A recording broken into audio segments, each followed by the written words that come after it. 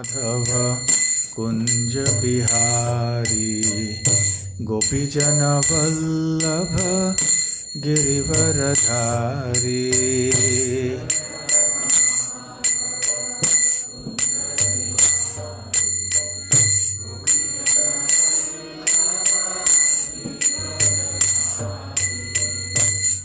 यशोदानंदन व्रज जन रंजन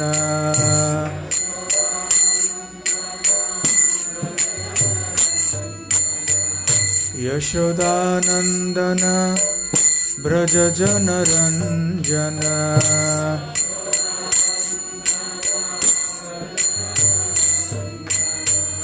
यमुना तीरावनचारी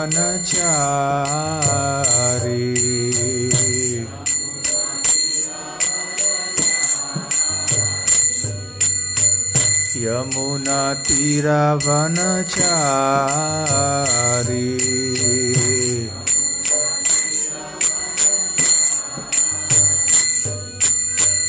जय राधा माधव कुंज बिहारी गोपीजन वल्लभ गिरिवरधारी।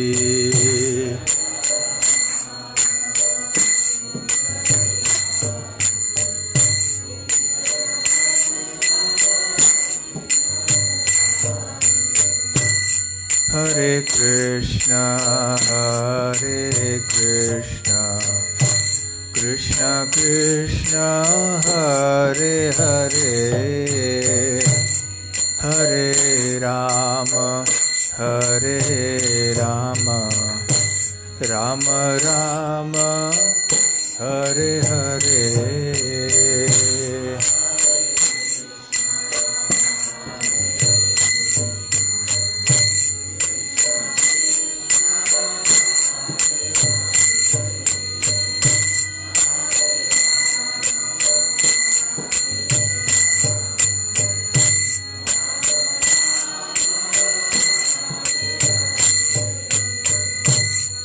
हरे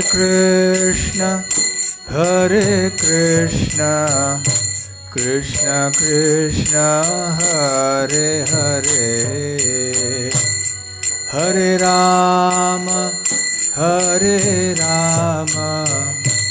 राम राम हरे हरे।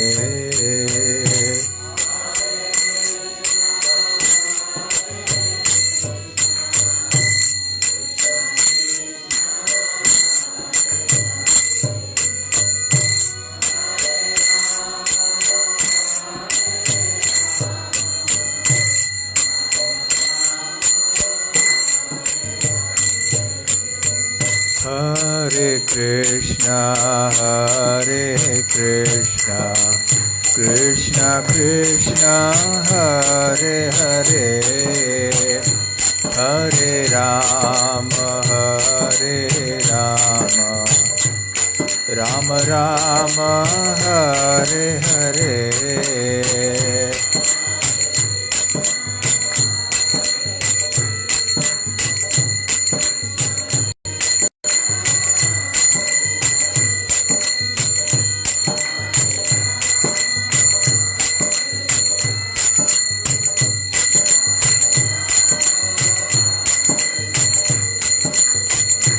हरे Krishna Krishna Krishna Hare Hare Hare Ram Ram Ram Hare Hare.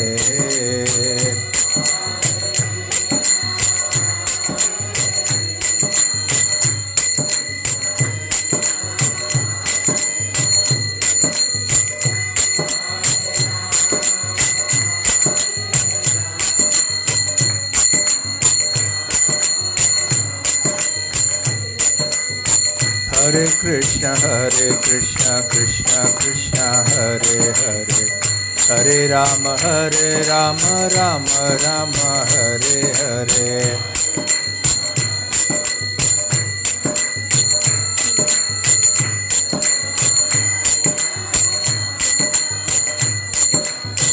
Hare Krishna Krishna Krishna Hare Hare, Hare Rama Rama Rama Hare Hare.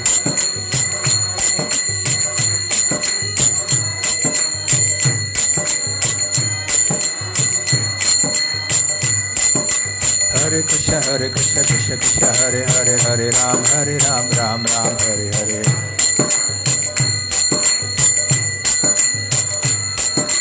Hare Krishna Krishna Krishna Hare Hare, Hare Ram Ram Hare Hare.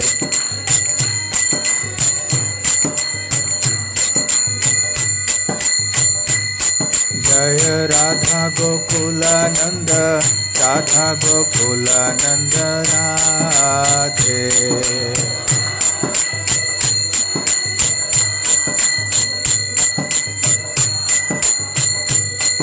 Jaya Gaura Nitai, Gaura Nitai, Gaura Nitai, Jaya Gaura Nitai.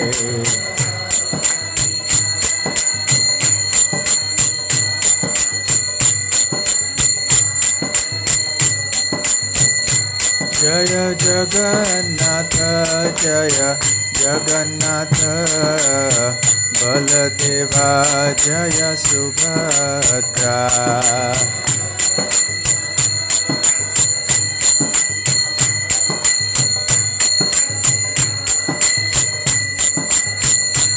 Jaya Jaya Prabhupada, Prabhupada, Prabhupada, Jaya Jaya Prabhupada.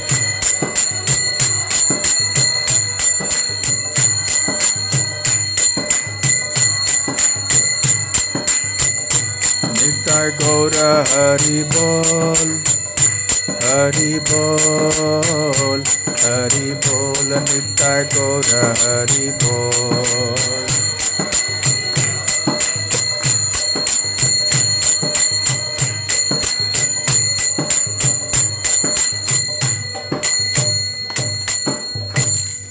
Jai Om Vishnupad Paramhansa Parivrajakaacharya Ashtotara Sat His Divine Grace Abhay Charana Ravind Bhakti Vedanta Swami Srila Prabhupada Ki Jai, Ananta Koti Vaishnava Vrinda Ki Jai, Shri Shri Radha Gokulanand Ki Jai, Shri Shri Gaur Nitai Ki Jai, Shri Shri Jagannath Baladev Subhadra Mai Ki Jai, Shri Vrindavan Dham Ki Jai, Shri Kartik Maas Ki Jai, Grantaraj Srimad Bhagavatam Ki Jai, Nitai Gaur Premanande, Samaveta Bhakta Vrinda Ki Jai, Samaveta Bhakta Vrinda Ki Jai, Samaveta Bhakta Vrinda Ki Jai, Shri Shri Guru Gauranga Ki Jai.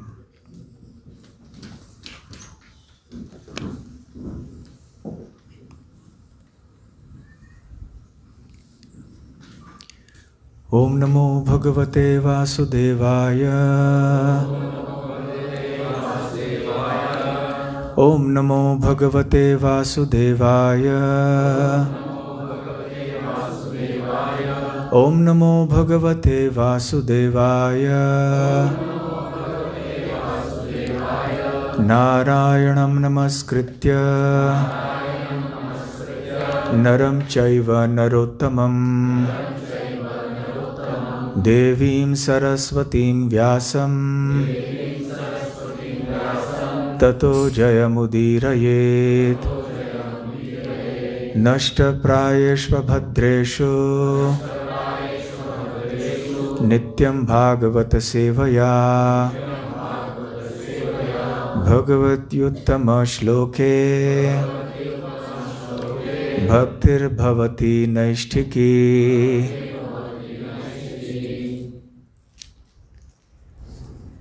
ग्रंथराज Shrimad Bhagavatam 9वां स्कंध 4था अध्याय।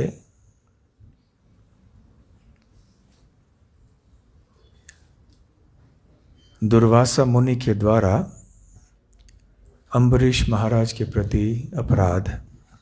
श्लोक संख्या 28।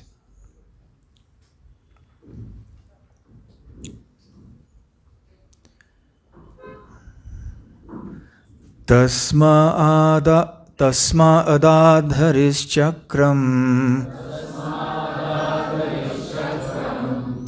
प्रत्यनीकभयावहम् एकान्तभक्तिभावेन प्रीतो भक्ताभिरक्षणम् तस्मादधरिश्चक्रम् प्रत्यनीकभयावहम् एकान्तभक्तिभावेन प्रीतो भक्ताभिरक्षणम् तस्मादधरिश्चक्रम् प्रत्यनीकभयावहम् एकान्तभक्तिभावेन प्रीतो भक्ताभिरक्षणम्।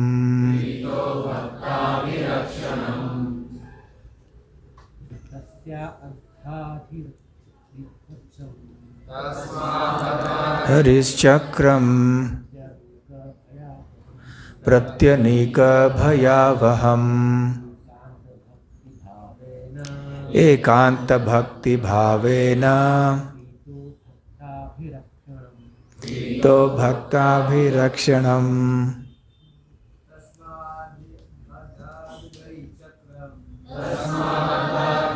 चक्रम् प्रत्यनीकभयावहम् एकान्तभक्तिभावेन तो भक्ताभिरक्षणम्। माताजी तस्मादधरिश्चक्रम् प्रत्यनीकभयावहम् एकान्तभक्तिभावेन प्रीतो भक्ताभिरक्षणम्।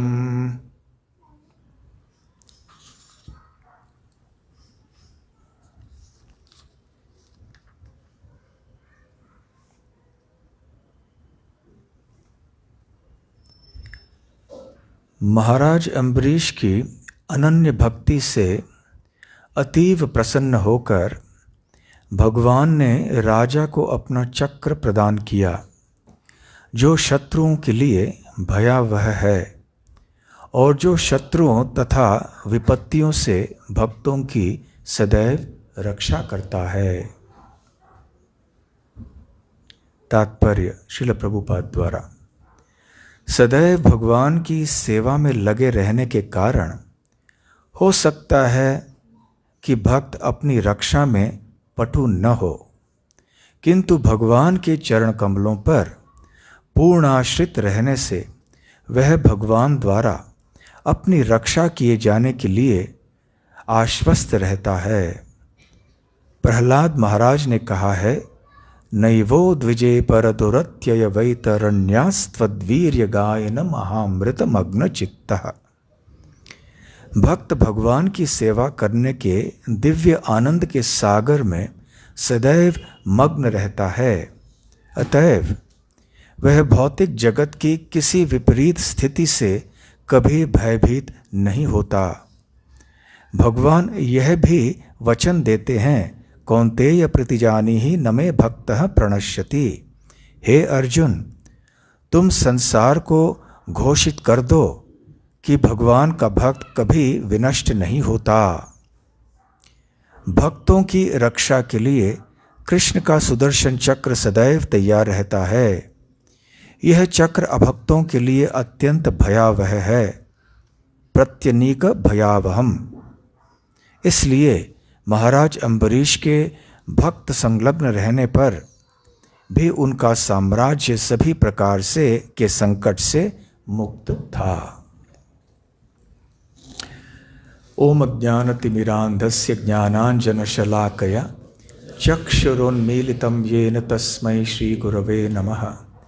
श्री चैतन्य मनोभीष्टं स्थापितं येन भूतले स्वयं रूप कदा मह्यं ददाति स्वपदान्तिकं वन्देऽहं श्रीगुरुः श्रीयुतपदकमलं श्रीगुरून् वैष्णवांश्च श्रीरूपं साग्रजातं सहगण रघुनाथान्वितं तं सजीवं साद्वैतं सावधूतं सहितं कृष्ण चैतन्य देवं श्री राधा कृष्ण पादां सहगण ललिता श्री विशाखान्वितांश्च नमो ओम विष्णुपादाय कृष्ण प्रेष्ठाय भूतले श्रीमते भक्ति वेदांत स्वामिन्निति नामिने नमस्ते सारस्वते देवे गौरवाणी प्रचारिणे निर्विशेष शून्यवादी पाश्चात्य देशतारिणे वाञ्छाकल्पतरुभ्यश्च कृपा सिन्धुभ्य एव च पतितानां पावनेभ्यो वैष्णवेभ्यो नमो नमः। जय श्री कृष्ण चैतन्य प्रभु नित्यानंद श्री अद्वैत गदाधर शिवासादि गौर भक्त वृंद। हरे कृष्ण कृष्ण कृष्ण हरे हरे, हरे राम राम राम हरे हरे। हरे कृष्णा। पिछले कई रविवारों से भगवान कृष्ण के महान भक्त अम्बरीश महाराज की चर्चा हो रही है।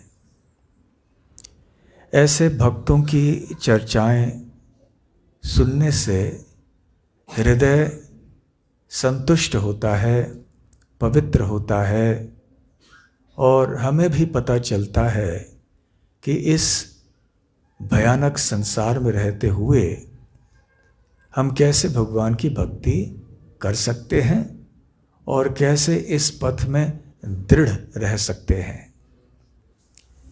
अम्बरीश महाराज के भक्ति का वर्णन शुकदेव गोस्वामी कर चुके हैं इस अध्याय में और भगवान उनकी भक्ति से अति प्रसन्न हुए, इसलिए उन्होंने उनको एक भेंट दी।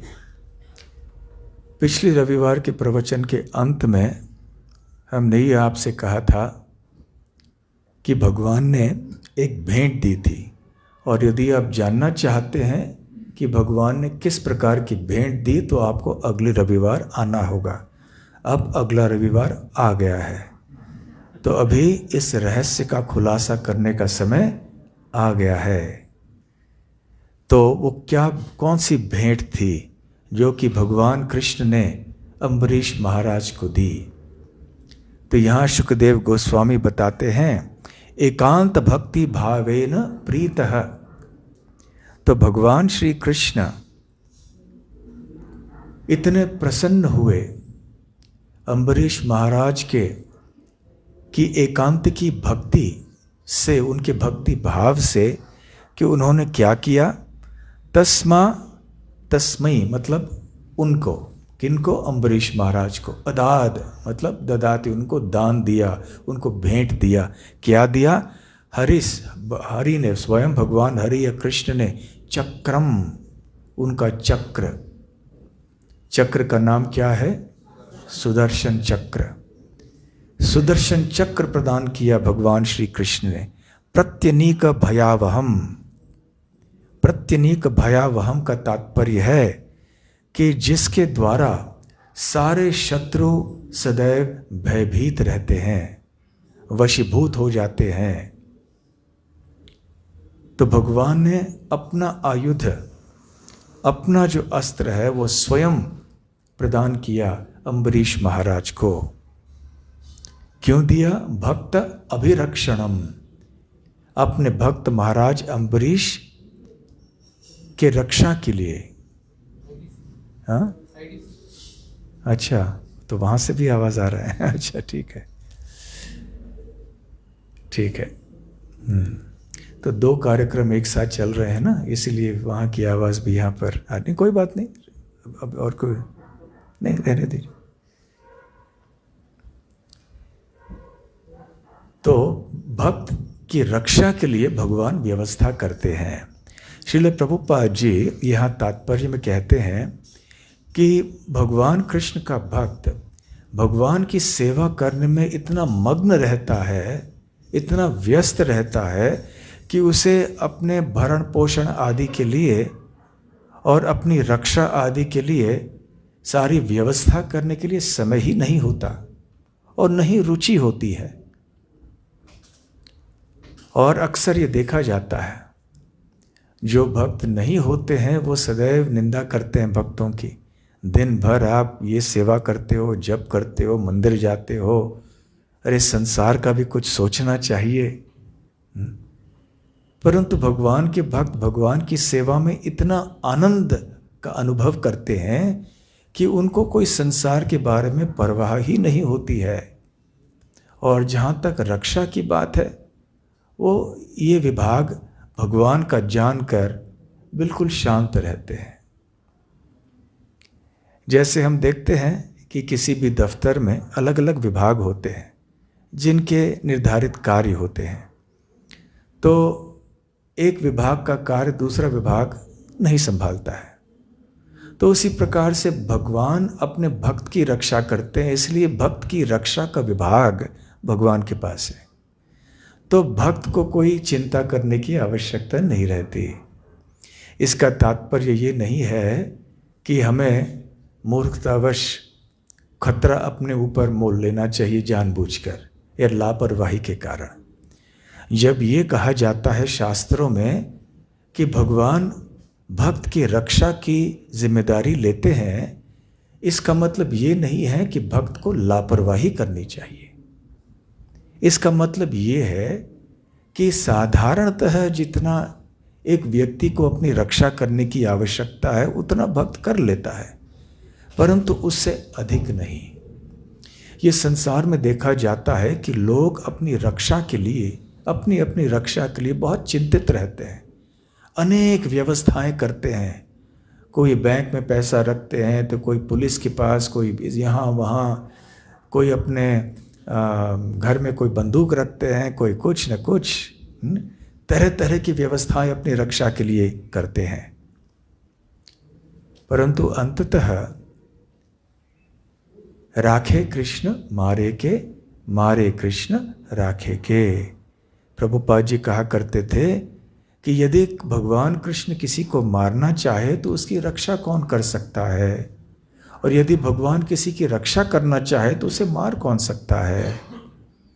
इस प्रकार से भगवान के जो भक्त होते हैं, जो साधारण एक चिंता होती है या जो व्यवस्था होती है वो अपनी रक्षा के लिए करते हैं, परंतु उससे अधिक वो अपना समय बर्बाद नहीं करते हैं इन चीज़ों में, क्योंकि समय बहुत मूल्यवान होता है विशेष करके मनुष्य जीवन में। और जो भी समय उनको मिलता है वो भगवान की सेवा के लिए लगाते हैं। बिना वजह डर डर के रहने में क्या मतलब है। हमारे गोकुल धाम के प्रकल्प के बारे में आप सब जानते हैं, आप में से गए भी हुए हैं वहाँ पर।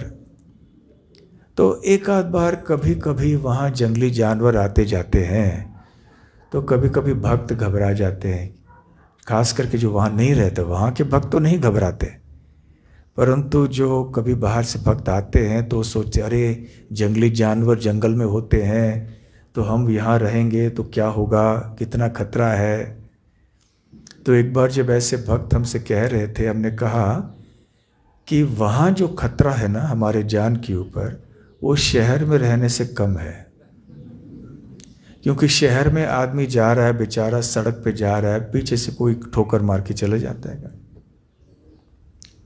वो आदमी को, उस आदमी को पता भी नहीं कि पीछे से गाड़ी आ रही, पीछे उसकी ब्रेक ठीक से चले नहीं, या शराब पी के आदमी कुछ गाड़ी चला रहा था या कुछ हुआ। कितने ऐसे घटनाएं होती हैं, तरह तरह की चीज़ें होती हैं। और यहाँ पर रहकर इतना तनाव, सबको हर चीज़ में चिंता, और ख़ास करके मनी, पैसे के बारे में चिंता मणि। वो असली चिंता मणि हो जो होता है उसको, उसकी चिंता नहीं करते हैं, वो मनी पैसे के बारे में चिंता करते हैं। और इसलिए अपने जीवन में इतनी परेशानी लाते हैं। तो भय होता है, भयम द्वितीयाभिनिवेशतः स्याद ईशादपि तस्य विपर्ययो स्मृति। तो भागवत के 11वें स्कंद में बताया गया है कि जब व्यक्ति भगवान से विमुख हो जाता है, भगवान को अपना पीठ दिखा लेता है, तो फिर उसके जीवन में चिंता और भय स्वाभाविक रूप से आ जाते हैं।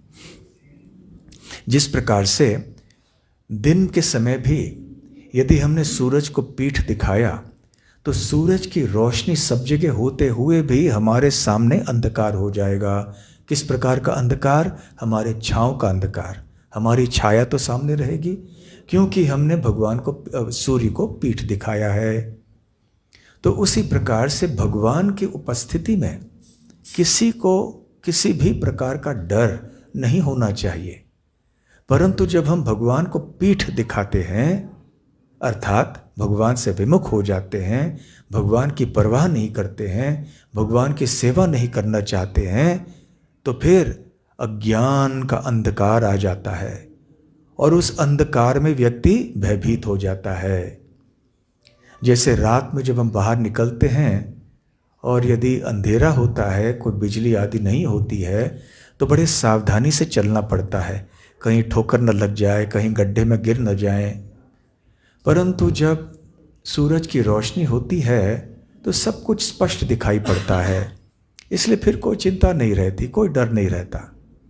तो उसी प्रकार से कृष्ण भक्ति के प्रकाश के कारण व्यक्ति निर्भय हो जाता है और इसकी भौतिक चिंताएं नहीं रहती हैं।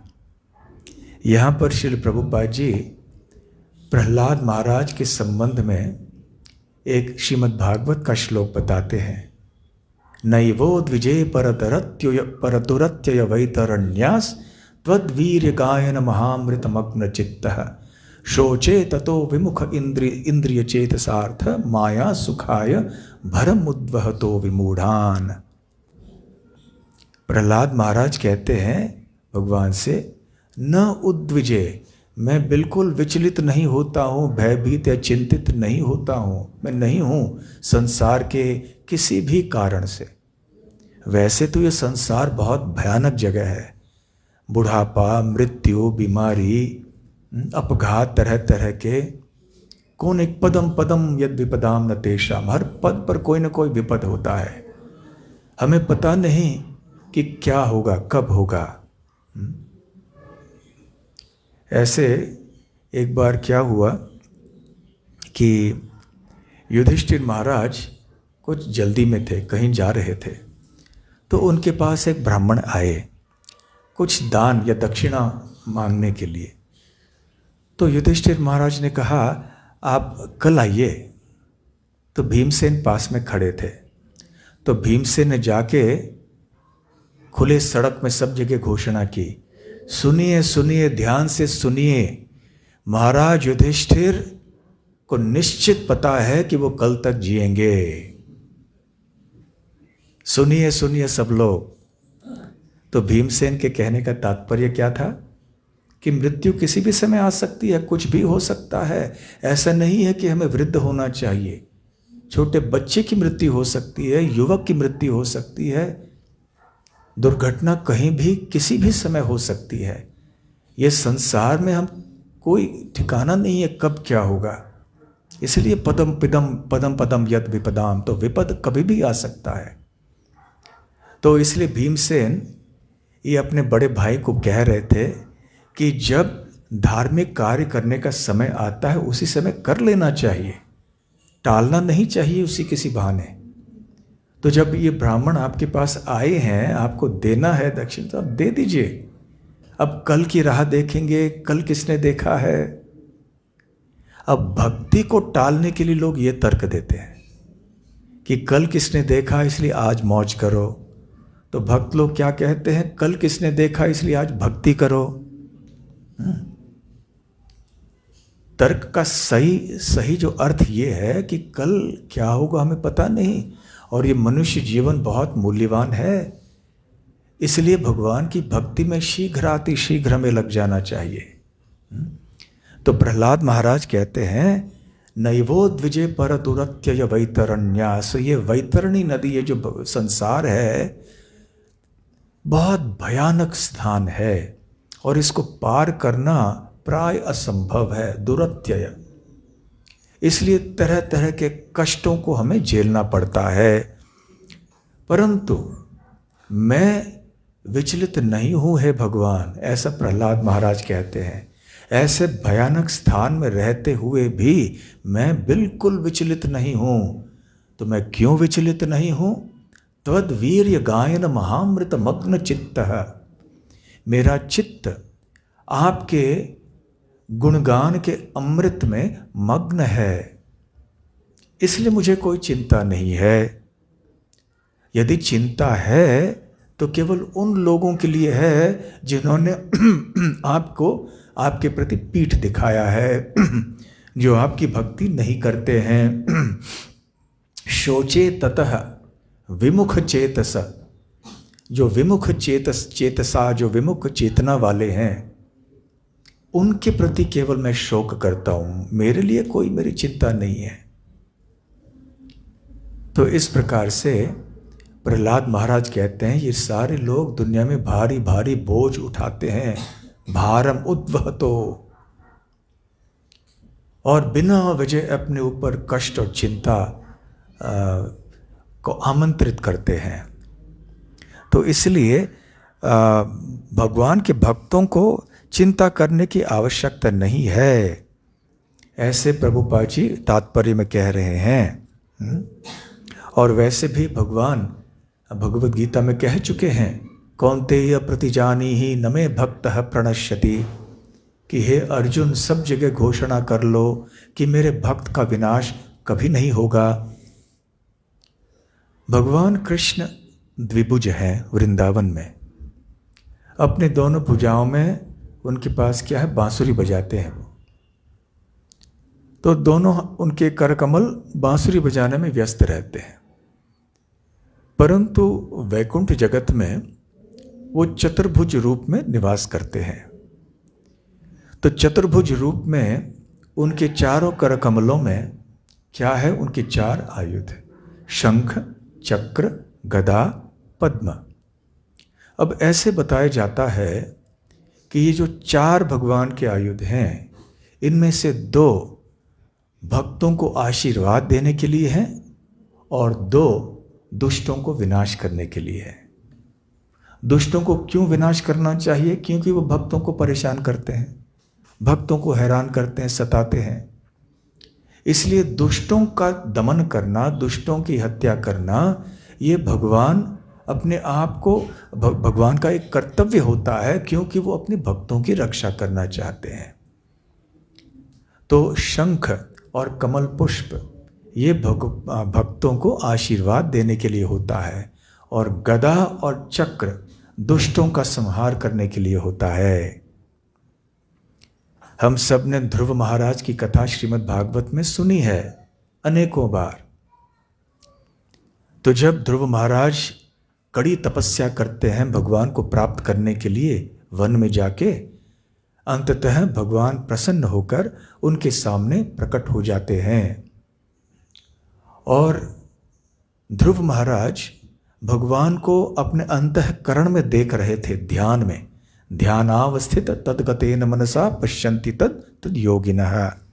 तो ऐसे योगी जन जो होते हैं अपने अंतःकरण में भगवान का दर्शन करते हैं। परंतु जब भगवान सामने आए प्रत्यक्ष रूप से ध्रुव महाराज के, तो अंतःकरण का जो दर्शन था वो भंग हो गया। तो आश्चर्यचकित होकर उन्होंने आंखें खोल दी कि क्यों भंग हो गया, क्या भगवान अदृश्य कैसे हो गए मेरे लिए। और फिर क्या देखते हैं कि सामने भगवान खड़े हैं, वही भगवान जिनका दर्शन वो अपने हृदय में कर रहे थे, अब वो उनके सामने प्रकट हुए थे। और वो भगवान का नारायण स्वरूप है जिनका नाम है पृश्नी गर्भ।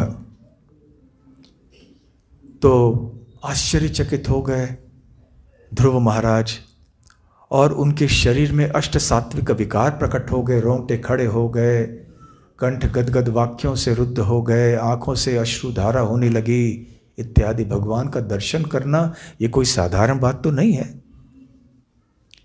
और स्तब्ध रह गए, कुछ बोल नहीं पाए, मुख से कुछ शब्द निकल ही नहीं रहे थे, और बुद्धि भी बिल्कुल स्थिर हो, कुछ पता ही नहीं चल रहा था कि क्या बोलना चाहिए। कभी कभी ऐसे हो जाता है ना, हम किसी बहुत बड़े व्यक्ति के सामने अचानक आ जाते हैं तो पता नहीं चलता कि क्या बोले।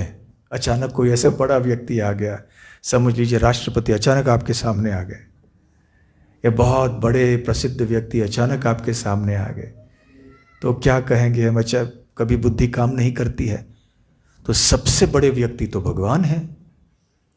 तो जब भगवान उनके सामने प्रकट हुए तो ध्रुव महाराज केवल देखते रह गए और ठीक से देख भी नहीं पाए। क्यों? क्योंकि आंखें आंसू से भरे हुए थे। तो भगवान मुस्कुराए, स्मितहास, हल्की मुस्कान, अपने भक्त को देखकर बहुत प्रसन्न हुए और उन्होंने अपना शंख लिया और शंख का स्पर्श ध्रुव महाराज के सर से किया। और जैसे ही स्पर्श हुआ भगवान के शंख का, तो फिर ध्रुव महाराज के हृदय से आध्यात्मिक शक्ति के कारण तरह तरह के सुंदर श्लोक उत्पन्न हुए, उत्तम श्लोक। भगवान का गुणगान प्रारंभ हुआ। गंगोत्री में किस प्रकार से धारा गंगा जी बहती हैं, भर भर भर भर भर बहने लगती हैं, और वहाँ से फिर आगे जैसे आप आगे नीचे जाएंगे ऋषिकेश आदि में पानी का प्रवाह कितना सुंदर और तीव्र रहता है। उसी प्रकार से ध्रुव महाराज के मुखारविंद से भगवान का गुणगान आने लगा, अमृत प्रवाह। और ध्रुव महाराज को भी पता नहीं चला कि मेरे मुंह से क्या निकल रहा है, क्योंकि ऐसे जो शुद्ध भक्त होते हैं वो भगवान के आध्यात्मिक या अंतरंगा शक्ति के अधीन होते हैं। इसलिए भगवान की अंतरंगा शक्ति भक्तों के द्वारा तरह तरह के अद्भुत कार्य कराती है। तो इसलिए भगवान का गुणगान करना ये कोई साधारण बात नहीं है। भक्तों के सिवाय कोई भगवान का गुणगान ठीक से नहीं कर सकता, नहीं उस व्यक्ति का अधिकार है। भगवान का गुणगान करने के लिए भी हमने पद्धति सीखनी चाहिए, कैसे गुणगान किया जाता है। नहीं तो गुणगान करने के बजाय अनजाने में हम भगवान का अपमान भी कर सकते हैं। तो इस प्रकार से ध्रुव महाराज को भगवान ने आशीर्वाद दिया। कैसे? शंख का स्पर्श करने से। तो इस प्रकार से शंख या कमल पुष्प, जो भगवान के शंख चक्र गदा पद्म जो होता है हाथ में, ये दो भक्तों को आशीर्वाद देने के लिए होते हैं। तो भगवान के शंख का नाम क्या है? पांचजन्य ऋषिकेशो देवदत्त धनंजय है, भगवद गीता में है ना। तो भगवान श्री कृष्ण के शंख का नाम है पांचजन्य। तो जैसे पद्म और शंख भक्तों को आशीर्वाद देने के लिए है, ठीक उसी प्रकार से भगवान का जो गदा है और चक्र है वो दुष्टों को विनष्ट करने के लिए है। भगवान के गदा का नाम क्या है? कौमोदकी। बहुत अच्छा, कौमोदकी। और चक्र का नाम तो हम सब जानते ही हैं, सुदर्शन। तो जब भगवान ने देखा कि अम्बरीश महाराज इतनी अच्छी तरह से सेवा कर रहे हैं, दिन भर ये मेरी सेवा में ही लग रहे हैं, यद्यपि ये विश्व सम्राट हैं, तो मुझे अम्बरीश महाराज की रक्षा की व्यवस्था करनी चाहिए। भगवान अपने ऊपर ले लेते हैं। देखिए, जब हम किसी के ऊपर निर्भर होते हैं ना, तो वो व्यक्ति भी बाध्य हो जाता है हमारी रक्षा के लिए। उसके ऊपर एक कर्तव्य का बोझ आ जाता है कि अरे ये मेरे ऊपर निर्भर है तो मुझे इसकी रक्षा करनी चाहिए। परंतु यदि हम उस व्यक्ति के प्रति शरणागत नहीं हैं तो फिर वो व्यक्ति परवाह नहीं करेगा ना हमारी। सोचेगा वो कष्ट में है भी तो ठीक है, मैं क्या कर सकता हूँ। जिस प्रकार से एक बच्चा है, बच्चा अपने पालकों के ऊपर निर्भर रहता है, तो पालकों के ऊपर स्वाभाविक रूप से एक बोझ बन जाता है कि मुझे इस बच्चे की रक्षा करनी चाहिए। परंतु ऐसी भावना माता पिता के हृदय में दुनिया के अन्य बच्चों के प्रति नहीं होता है। कितने सारे बच्चे दुनिया में हैं, उनके प्रति उतनी तीव्रता से भावना नहीं होती, क्योंकि ये बच्चा हमारे ऊपर निर्भर है, शरणागत है। तो ठीक उसी प्रकार से जब भगवान के भक्त भगवान के ऊपर पूरी तरह से समर्पित रहते हैं तो अपनी रक्षा के लिए भगवान के भक्तों को कोई चिंता करने की आवश्यकता नहीं है, क्योंकि भगवान स्वयं ये जिम्मेदारी ले लेते हैं। और वो सोचने लगते हैं कि भले ये इतना बड़ा शक्तिशाली राजा क्यों ना हो, भले इसकी बड़ी सेना इतनी क्यों ना हो, इसकी रक्षा के लिए इसके सेनापति लोग सब बहुत सारे खड़े हैं यहाँ पर, फिर भी इसकी रक्षा का विभाग मेरा है, मैं ये स्वयं इसकी जिम्मेदारी लूँगा। और इस प्रकार से भगवान श्री कृष्ण ने क्या किया, फिर उन्होंने अपना चक्र प्रदान कर दिया। और भगवान तो सर्वज्ञ हैं, सर्वज्ञ अर्थात जिनको भूत भविष्य वर्तमान तीनों काल के विभागों का ज्ञान है। ऐसी कोई चीज़ नहीं है जिसके बारे में भगवान को ज्ञान नहीं है। तो उनको पता था कि आगे चल के कष्ट आने वाला है अम्बरीश महाराज के जीवन में, इसलिए उन्होंने अपना सुदर्शन चक्र वहाँ दे दिया। तो ये बहुत सुंदर बात है। तो आगे शुकदेव गोस्वामी कहते हैं कि एक बार भगवान कृष्ण की उपासना करने के लिए महाराज अम्बरीश ने अपनी महारानी के साथ में एकादशी और द्वादशी के व्रत का पालन किया। तो अम्बरीश महाराज इतने बड़े सम्राट होने के बाद भी भक्ति के व्रतों का, नियमों का पालन बड़े दृढ़ता से पालन करते थे।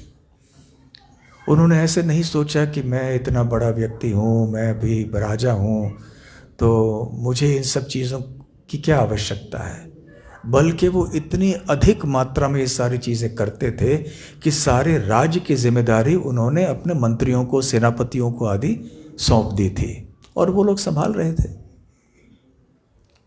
दिन भर ये भगवान की अर्चा विग्रह की सेवा करते, तो कभी नाम जप और नाम संकीर्तन करते, तो कभी भागवत आदि का पठन करते। इस प्रकार से अम्बरीश महाराज अपना समय बिताया करते थे और उनकी पत्नी भी उन्हीं की तरह थी। ये एक आदर्श जोड़ी होती है जो दोनों भगवान की भक्ति में अच्छी तरह से जुड़ जाते हैं।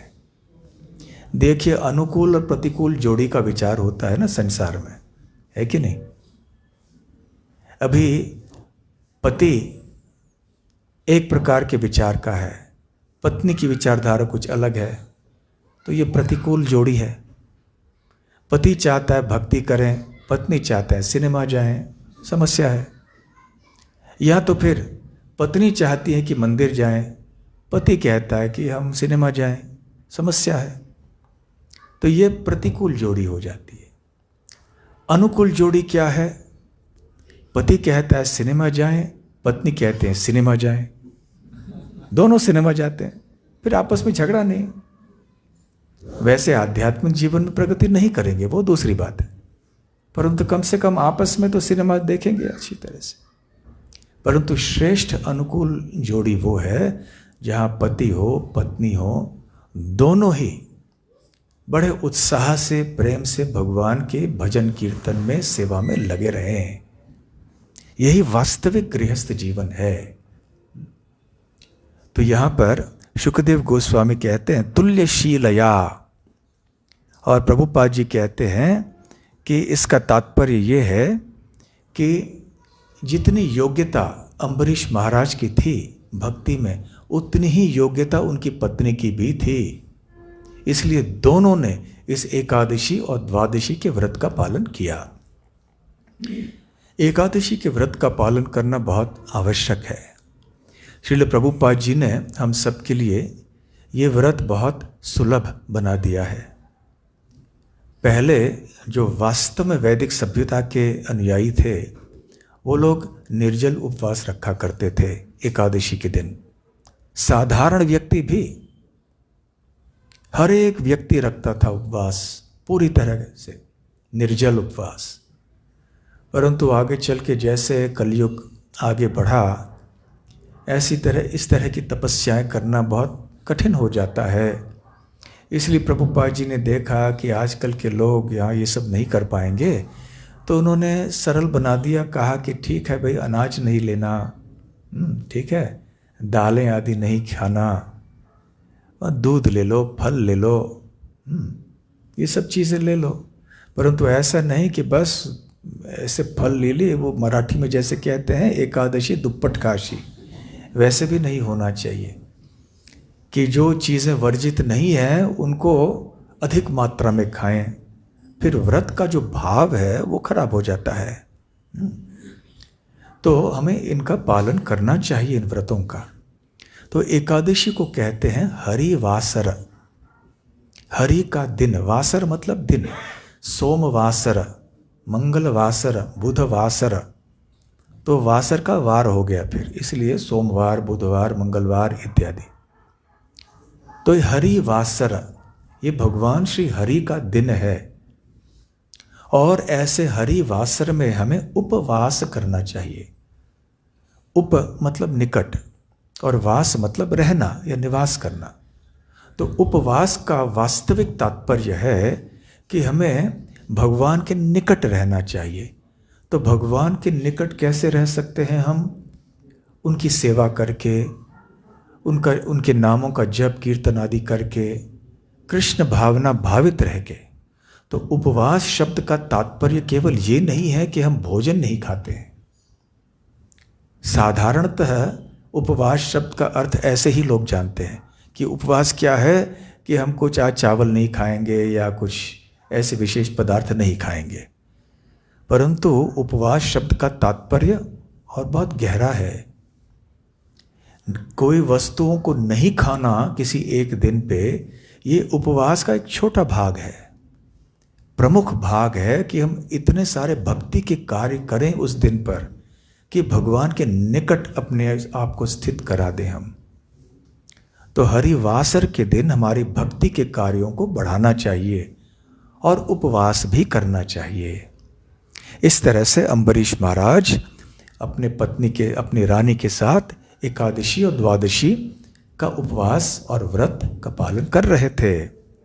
और शुकदेव गोस्वामी एक महत्वपूर्ण बात बताते हैं कि ये जो घटना हुई ये कार्तिक महीने में हुई, इसलिए ये प्रथा, ये एक प्रसंग जो चल रहा है ये उपयुक्त है इस समय पर, क्योंकि ये लीला भी अब जो वर्णन होने जा रही है वो कार्तिक महीने में हुई थी, वृंदावन में हुई थी, यमुना के तट पे हुई थी, मधुवन में हुई थी।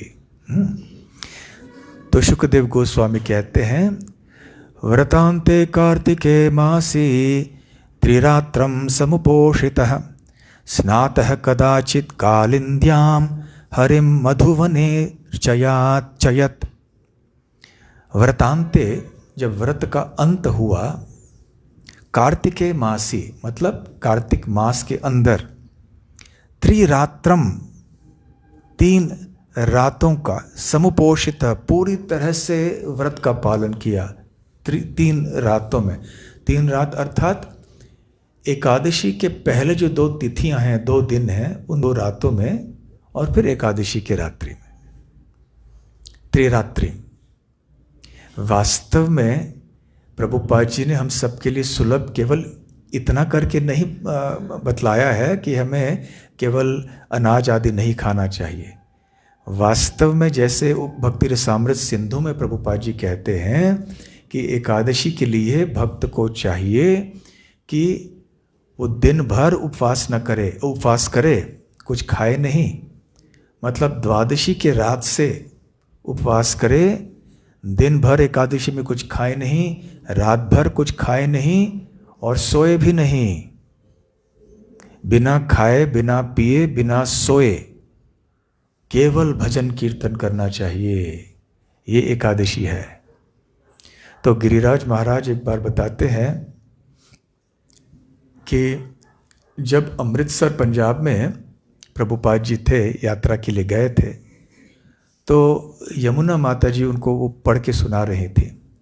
तो पढ़ के उनकी जो शिष्या थी यमुना माता जी, तो यमुना माता जी ने जब ये पढ़ा तो प्रभुपाद जी से पूछा कि श्रीला प्रभुपाद, क्या एकादशी का पालन हमें इस तरह करना चाहिए जैसे आपने यहाँ इस ग्रंथ में लिखा है? तो प्रभुपाद जी मुस्कुराए और उन्होंने कहा, नहीं, क्योंकि आजकल यहाँ भक्त इतने व्यस्त होते हैं सेवा के लिए कि ये सब अभी करने की आवश्यकता नहीं है। दूसरे शब्दों में, 2 रात सोना नहीं, दिन भर सोना नहीं, खाना नहीं, पीना नहीं, केवल जप करना है और सेवा करनी है। तो देखिए प्रभुपाद जी ने कितना आसान बना लिया हम सब के लिए। तो जो बताया है प्रभुपाद जी ने नियम एकादशी के लिए, कम से कम उतना तो करना ही चाहिए। तो खैर, त्रिरात्रम समुपोषितः स्नातः कदाचित कालिंद्याम, और उसके बाद में फिर यमुना में उन्होंने स्नातः मतलब स्नान करना। कालिंद्याम, कालिंदी ये यमुना जी का एक नाम है। कलिंद पर्वत से बहती हैं यमुना जी, इसलिए उनका नाम है कालिंदी। आप में से जो सन 2012 में यात्रा में आए थे, बद्रीनाथ और गंगोत्री, यमुनोत्री, आपको याद होगा कालिंदी पर्वत भी देखा होगा आपने, कलिंद पर्वत, दूर से। तो कलिंद पर्वत से बहती हैं, इसलिए उनका नाम है कालिंदी। तो कालिंदी यमुना में स्नान किया उन्होंने। हरिम मधुवने अर्चयत, और फिर वृंदावन का वो भाग है मधुवन, उसमें भगवान श्री हरि के अर्चा विग्रह की उपासना करने लगे अम्बरीश महाराज। फिर उन्होंने भगवान के श्री विग्रह का अभिषेक किया और तरह तरह से श्रृंगार किया, अच्छे अच्छे वस्त्र आभूषण आदि प्रदान किए भगवान को, अलग अलग सुगंधित फूल अर्पण किए, मालाएं बनाई, और फिर बड़े बड़े ध्यान से उन्होंने आरती वगैरह भी कर ली भगवान की। ऐसे सेवा अम्बरीश महाराज स्वयं करते थे। ऐसे नहीं कि अब मैं बड़ा राजा हूँ, मेरे घर में किसी और को सेवा करने के लिए रख दूंगा, ऐसे नहीं है, स्वयं उन्होंने किया। और फिर जब आराधना इत्यादि समाप्त हो गई तो उन्होंने अपने सारे अतिथियों को संतुष्ट किया, विशेष रूप से जो ब्राह्मण वहाँ पर आए थे, और उन्होंने दान दिया। क्या दान दिया? केवल हमारे लिए एक सुनने लायक बात है, परंतु हम ऐसा दान कर तो नहीं सकते। क्यों नहीं कर सकते? क्योंकि अम्बरीश महाराज ने 60 करोड़ गायों को दान में दिया। अर्बुद मतलब 10 करोड़। तो 60 करोड़ गायों को दान दिया ब्राह्मणों को, और हर एक गाय की सींगों पे सोना था, और एक चांदी, उनके जो खुरे हैं उनमें चांदी थी, चांदी के जूते थे, और फिर तरह तरह के आभूषणों से वो अलंकृत थे, और उनके जो थन थे दूध से भरे हुए थे, और मृदु स्वभाव के थे, दिखने में बहुत सुंदर थे, और उनके बछड़े भी उनके साथ में थे। तो ऐसे गायों को दान उन्होंने दिया, और फिर सारे ब्राह्मणों को खिलाया, सबको संतुष्ट किया, और फिर उपवास तोड़ने जा रहे थे। देखिए, दान देना है तो अच्छी तरह से, जैसे गाय को दान देते हैं ना। तो एक बार ऐसे हुआ, यहाँ हमारे भक्त गौशाला में आए थे, किसी कोई दान लेकर आए, ऐसे गाय को जो चल भी नहीं सकती थी। हमारा कर्तव्य है कि हम ऐसे गाय की रक्षा करें। तो हमारा विचार है कि भगवान ने भेजा है इस गाय को, तो हमें तो रक्षा करनी चाहिए, परंतु देने वाले का विचार कैसे होना चाहिए? देने वालों को ऐसा नहीं सोचना चाहिए कि मैं गाय का उपयोग कर लूँ, उसे दूध ले लूँ, और फिर जब ये दूध नहीं देगी तो चलो फिर दान में दे दें। वो आपको पता है ना, जब वो एक ब्राह्मण गए थे, वो मूढ़ी लेकर जा रहे थे, चुरमुरा जो बोलते हैं, यहाँ मराठी में कुरमुरा बोलते हैं, वो लेके खाते खाते जा रहे थे।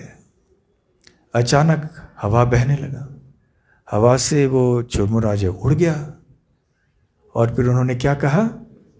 श्री कृष्णार्पणमस्तु, मैंने कृष्ण को अर्पण कर दिया। अरे अपनी इच्छा से तो नहीं किया ना, हवा तो उड़ा के ले गया, फिर कह रहे हो अर्पण कर दिया भगवान को। तो ऐसे नहीं होता।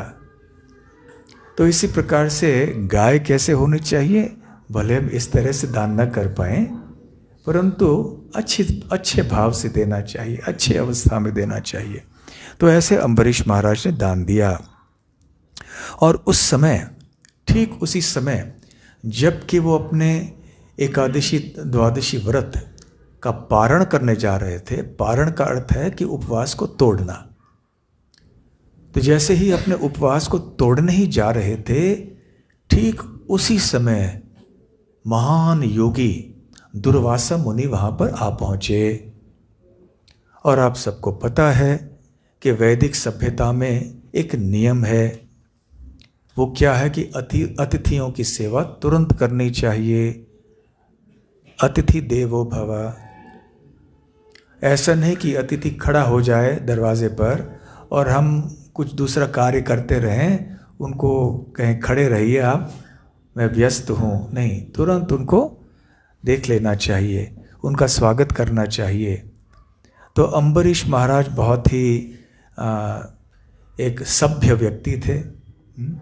तो उन्होंने तुरंत खड़े होकर दुर्वासा मुनि का स्वागत किया, उन्हें एक बैठने के लिए स्थान दिया और जो सम्मान के लिए और विधि आदि होते हैं उनका भी पालन किया। फिर दुर्वासा मुनि के चरणों में बैठे और दुर्वासा मुनि से निवेदन किया कि हे मुनिवर, कृपया कुछ भोजन स्वीकार कीजिए। तो अतिथि सेवा ऐसे होती है, चाहे कोई राजा हो, महाराजा हो, कुछ भी हो। जब साधारण व्यक्ति भी आए तो ऋषि मुनियों की बात तो दूर रही, तो उस व्यक्ति का स्वागत करना चाहिए। प्रभुपाद जी कहते हैं कि कम से कम 3 चीज़ें करनी चाहिए। पहली बात, मीठे शब्दों से स्वागत करना चाहिए। दूसरी बात, बैठने के लिए एक आसन देना चाहिए। तीसरी बात, कम से कम थोड़ा जल तो देना चाहिए। कम से कम, ऐसा नहीं कि इतने में हम उनको कहें कि चलिए कम से कम इतना हमें करना चाहिए। तो अम्बरीश महाराज ने यथाशक्ति कर ली, क्योंकि वो राजा थे, तो उन्होंने अच्छे ढंग से स्वागत किया। तो दुर्वासा मुनि प्रसन्न हुए और फिर उन्होंने कहा कि ठीक है, परंतु मुझे भोजन के आदि यमुना में जाके स्नान करना होगा। मैं स्नान करके आ जाऊंगा और फिर मैं भोजन ग्रहण करूंगा। तो अम्बरीश महाराज चले गए और फिर क्या किया उन्होंने, निमज्ज बृहद ध्यायन, उन्होंने निराकार ब्रह्म के ऊपर ध्यान करना शुरू किया यमुना जी में खड़े होकर। वैसे कहा जाता है कि जब हम किसी पवित्र नदी में जाते हैं तो हमें अपने कमर तक खड़े होकर वहाँ पे ध्यान करना चाहिए भगवान के ऊपर। जैसे गायत्री मंत्र हो हमारे इत्यादि, वो सब हमें उनका जप करना चाहिए। तो अम्बरीश महाराज ने अपने आराध्य निराकार ब्रह्म के ऊपर ध्यान करना शुरू कर दिया। वो तो ब्रह्मज्ञानी थे। और समय बीत गया थोड़ा सा। कालिंदी सलिले शुभे, तो शुभ कालिंदी के जल में खड़े होकर वो अपना ध्यान कर रहे थे।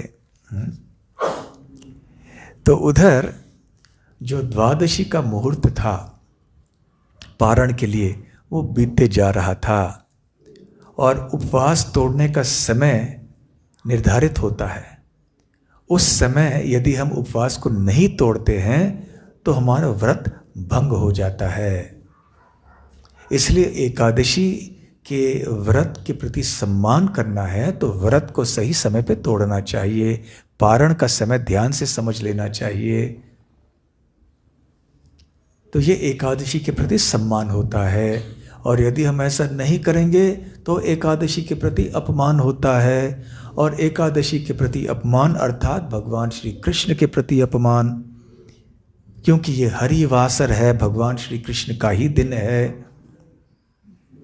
तो खैर समय बीत रहा था और दुर्वासा मुनि अभी तक यमुना नदी में स्नान कर रहे थे। तो बड़े दुविधा में पड़ गए महाराज अम्बरीश कि अब क्या किया जाए।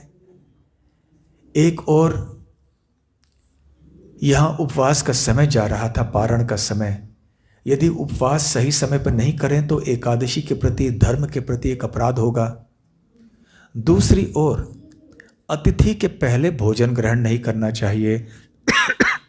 अतिथि को पहले खिलाना चाहिए, संतुष्ट करना चाहिए, उसके बाद बैठकर हमें भोजन लेना चाहिए। यह प्रथा है, यह संस्कृति है।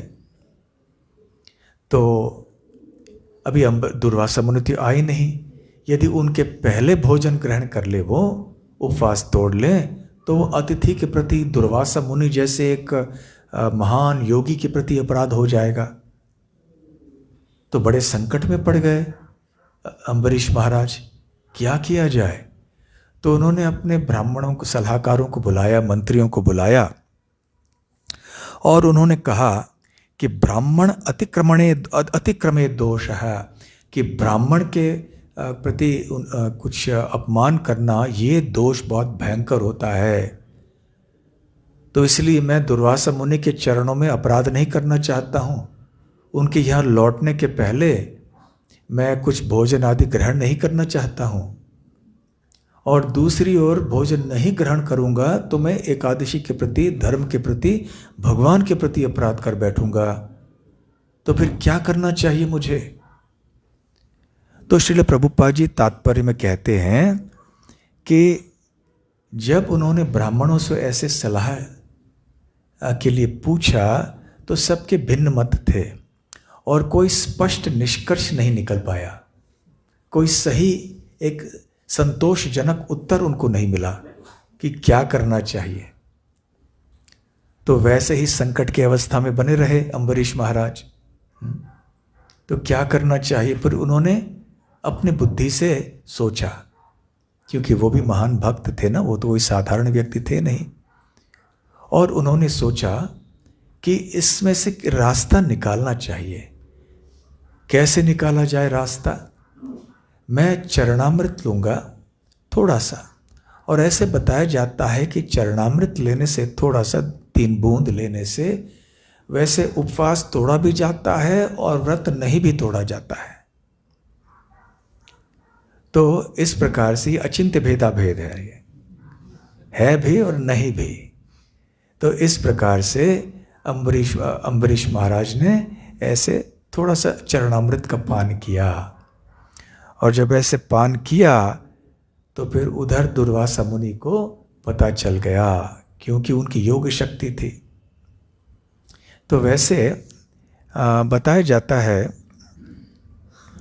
कि प्रभुपाद जी यहाँ कहते हैं कि वैदिक शास्त्रों के अनुसार जलपान करना ये भोजन ग्रहण करने से के बराबर भी माना जा सकता है, भोजन ग्रहण नहीं करने के बराबर भी माना जा सकता है। परिस्थिति के ऊपर निर्भर है।